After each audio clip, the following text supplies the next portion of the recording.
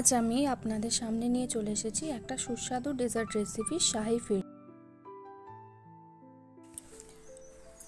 তো ফিরনি বানানোর জন্য আমি প্রথমেই নিয়ে নিচ্ছি চাল। আমি এখানে 8 থেকে 9 চামচ মতো বাসমতি রাইস নিয়েছি। আপনারা এর বদলে গোবিন্দভোগ চালও ইউজ করতে পারেন।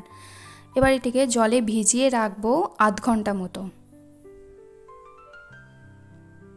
আমি মাটির পাত্রগুলিকেও জলে ভিজিয়ে রেখেছি, কেননা আমি ফিরনিটা এর মধ্যেই বসাবো। চালটি আধ ঘন্টা পরে আমি জল থেকে তুলে নিয়ে ছাঁকনির মধ্যে ছড়িয়ে রেখেছি ঝরঝরে হয়ে যাওয়ার জন্য। ফিরনির মধ্যে দেওয়ার জন্য নিয়েছি এলাচ, কাজু, আমন্ড, পেস্তা, খোয়া আর স্যাফরন। আমি বাদামগুলিকে এখানে টুকরো টুকরো করে কেটে নিয়েছি।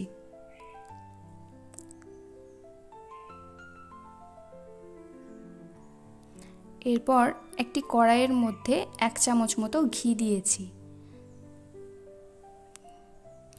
ঘিটা গরম হওয়ার পরে, গলে যাওয়ার পরে এর মধ্যে ফ্লেভারের জন্য অ্যাড করবেন 2 টুকরো দারচিনি। দারচিনি থেকে সুন্দর একটা গন্ধ আসার পর এর মধ্যে দেবেন 1 লিটার মতো দুধ। দুধটিকে জাল দিয়ে ঘন ঘন করে নেবেন।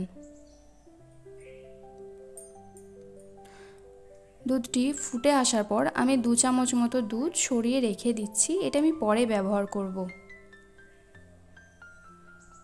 আমি এখানে খোয়া ব্যবহার করেছি, আপনাদের কাছে না থাকলে এটা স্কিপ করতে পারেন। খোয়াটিকে আমি গ্রেট করে দুধের মধ্যে ভিজিয়ে রেখেছি ফিরনিতে অ্যাড করার জন্য। এবার আমি নিয়ে নিয়েছি 4 টুকরো মতো এলাচ, গুঁড়ো করে নিচ্ছি এটিকে হামালদিস্তার মাধ্যমে।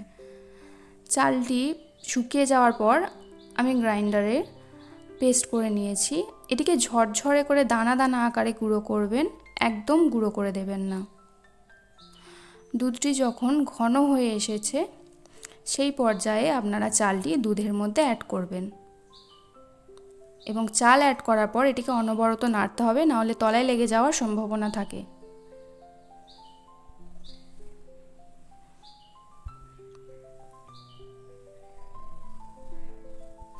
এবার আমি কিছু টুকরো স্যাফরনের দিয়ে দিচ্ছি।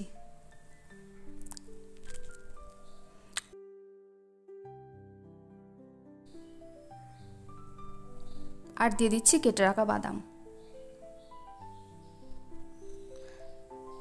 এবার আগে থেকে ভিজিয়ে রাখা খোয়া এর মধ্যে দিয়ে দেবেন।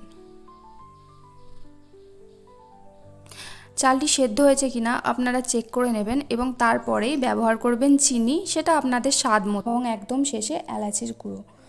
এরপরে আপনাদের ফিরনি রেডি। এটাকে কিছুক্ষণ বাইরে রেখে ঠান্ডা হতে দেবেন, তারপরে এটিকে ফ্রিজের মধ্যে রেখে ঠান্ডা করবেন।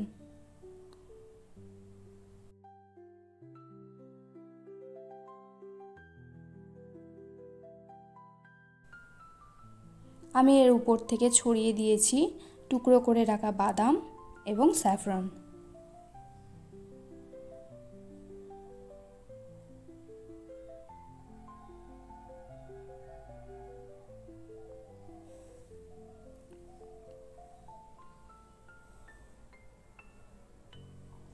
আপনাদের কাছে মাটির পাত্র না থাকলে এভাবে কাঁচের বাটিতেও ফিরনি বসাতে পারেন।